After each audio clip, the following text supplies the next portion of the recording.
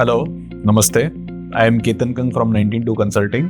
Today we will discuss about next format of shares, which is preference shares. As the name suggests, these shareholders get preference over the equity shares. Preference in respect to what?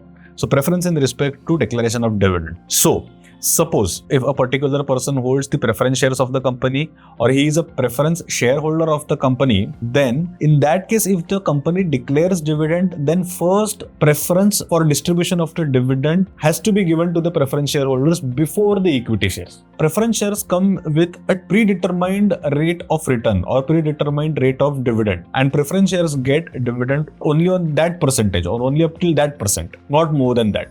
If you remember in earlier video, I had explained about the principle of high risk, high returns getting associated with the equity shares. For preference shares, the risk is limited, so are the returns. Regardless of what profits the company make, preference shares get dividends only on the predetermined rate of dividend, which is decided or which is determined at the time of issuance of those shares. There are different kinds of preference shares, such as cumulative preference shares, non-cumulative preference shares, redeemable preference shares, convertible and non-convertible preference shares. In a very short way, let's try and understand what is this. The concept of cumulative preference shares is such that in case the company is unable to declare a dividend for any reason whatsoever, then the amount of dividend for that particular financial year gets accumulated over the next year. This is called as, or this concept is called as cumulative preference shares. In non-cumulative preference shares, that is exactly opposite. If the company is unable to pay the dividend or declare the dividend, that dividend does not get accumulated in the years to come. Second, we talked about redeemable preference shares. Redeemable preference shares are such, they get redeemed after a particular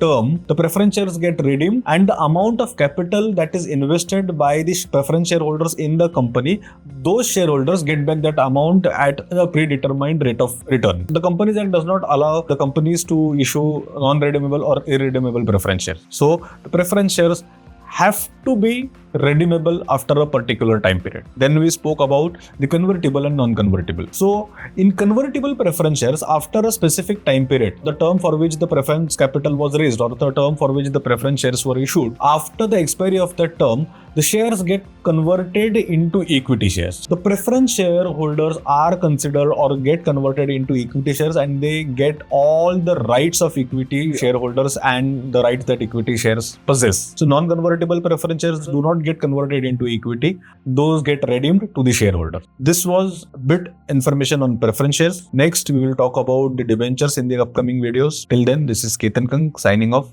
Thank you so much.